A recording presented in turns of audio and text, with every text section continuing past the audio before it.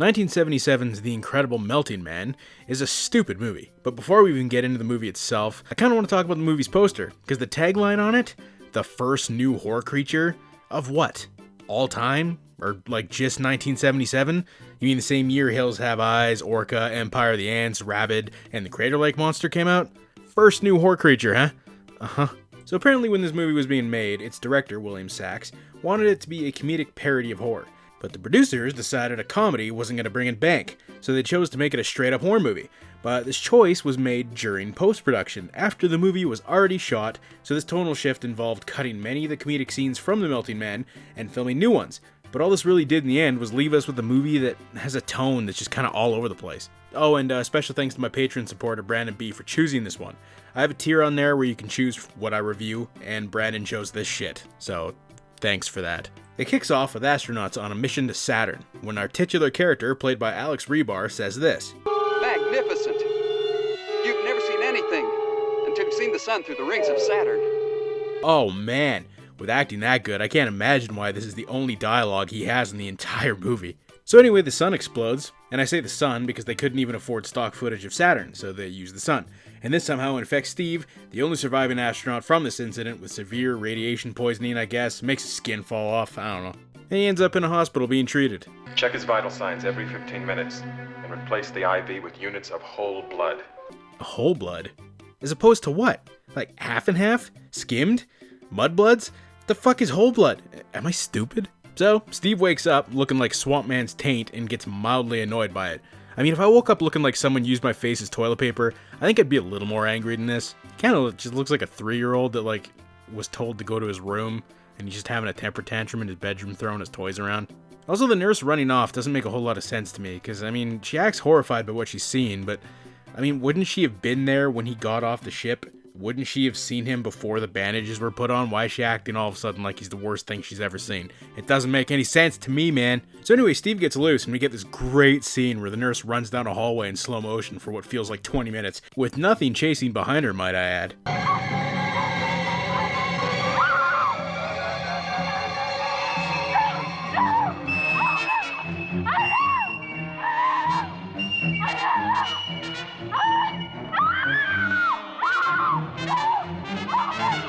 And she must be so scared that her brain just stopped working, because she just like fucking Kool-Aid Man's her way through a glass door. You gotta love how that hallway looked like it was 10 miles long, but when she comes outside, it's like the back of a Walmart shipping receiving area or some shit. And from this point on, the entire movie becomes Steve walking around, going from place to place, killing people every once in a while when he feels like it. The first victim is this poor unsuspecting fisherman with some of the best editing I've ever seen. Who's back there? Come on out. Playing some kind of games? What?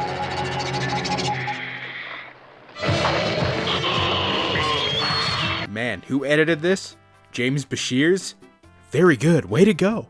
I mean, the movie wouldn't be so bad if there was more Steve killing folk, but instead they keep cutting away to dumb shit like this scene, where Dr. Ted, played by Burda Benning, is telling this other doctor guy about his pregnant wife, and not even this doctor looks like he gives a shit. If your actor couldn't give a rat's asshole about this guy's pregger wife, then why should I have to, huh? Also, the sound effects are so obnoxiously loud here that you can barely even hear them at all as it is. To tell her, huh? Well, I'm not very good about keeping secrets from her. Anyway, Steve was a friend of ours. Poor guy. He must be going through hell now. And then it cuts to Ted talking to his wife about Steve, but then he just like, I don't think he starts talking about crackers. Steve escaped. Oh, God. What are you going to do? Oh, did you get some crackers? I told you yesterday that we needed some crackers. Oh, I forgot. I knew there was something. You know, there's a pad right by the phone, you know. You could write it down, too. And the tone just changes out of nowhere for a minute, and I'm like 99% sure this is a scene that was left over from when the movie was supposed to be funny. But this isn't funny, so I don't know.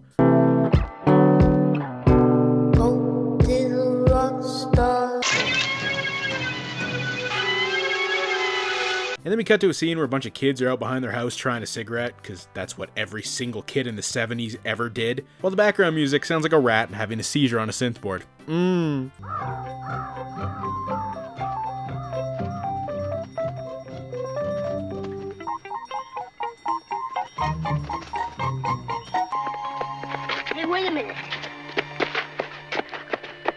used to be our fort, but some big kids knocked it down. Yeah, but like, who cares though? Like, I don't give a shit. I don't care. This has there's no relevance. This scene, it means nothing. Ooh, remind me again why this has 7% on Rotten Tomatoes? Oh. So as if smoking wasn't bad enough, they decided to play hide and seek in the woods. And considering this is the 70s, that was not a very bright thing to do. 48, 49, 50. Hey, where are you?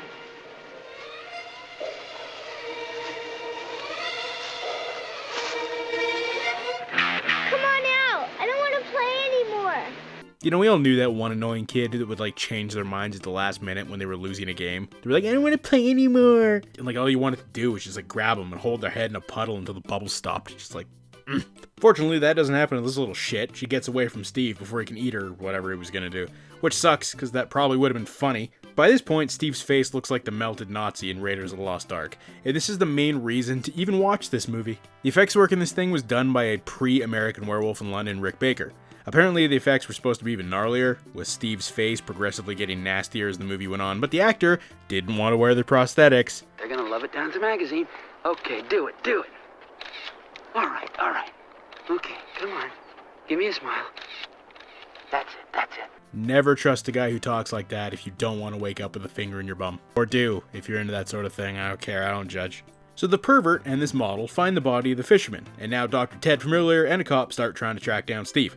And somehow, even though Ted and the cop have a car, and despite the fact that Steve is essentially just bumblefucking around in the wild like a drunk dude trying to get home on a Friday night, they can't catch him. Because that would make too much sense, and the movie needed an excuse to keep raising the body count, even though it really doesn't that much. And in the meantime, Ted's wife invites her mother and her friend to dinner. They end up running late, and you'll never guess what they decide to do to make up for this tardy. They decide, in the middle of nowhere, in the dead of night, to pick lemons. Yeah, because that's what you do. But God bless these old people, because they're probably the only people in this entire movie that come across as genuine. But as you probably guessed, it doesn't end well for them. The old ticker's really going. Are you okay? Yes, I think so. Why don't we stop in town and get a nice bottle of wine? Oh, that's a good idea.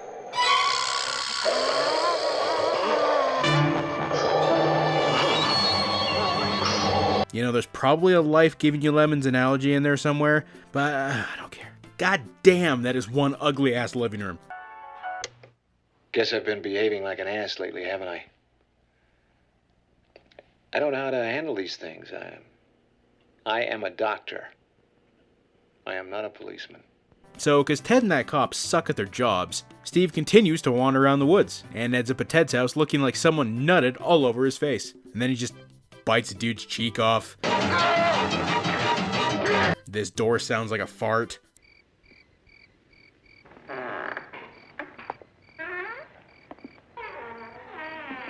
And then Steve wanders off again to, like, I don't know, the neighbor's house, I guess. Honestly, the editing in this thing is so shit that it somehow makes the movie confusing.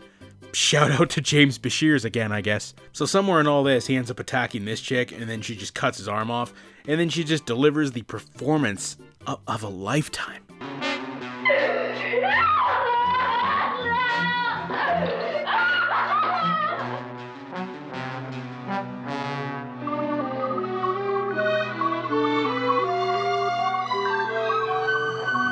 Two hours later.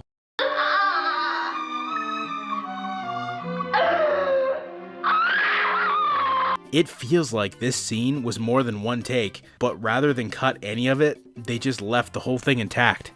Like, come on, guys, he's literally leaving footprints everywhere he goes. Why the hell can't these guys catch up to him? The dude's just walking. Well, they finally do. Oh my god, Ted and the cop, they finally catch up to Steve. They end up at some plant, and we're finally gifted with the incredible Melting Man's hard-hitting climax. And it may sound like I'm being sarcastic, but I'm really not, because this is probably the best this movie ever gets. They chase Steve to the top of the plant, and the cop blasts some rounds into him. Now, I don't recall Steve having superhuman strength or anything. Isn't he just supposed to be like having his skin fall off? Bro lost an arm, got shot multiple times. No, Neil! No! Looks like a melted candle, and somehow he's still kicking. Maybe I just missed that part where they explained it, because I don't know. I mean, I was so bored I zoned out. Man, maybe I did miss it. I don't know. But you never bring a gun to a goo fight, and Steve throws his ass off the tower. Now you can tell this is where a lot of the budget went. Know how you can tell? Well, I mean, the fact that they had like 5 camera angles of this one special effect is pretty much a dead giveaway.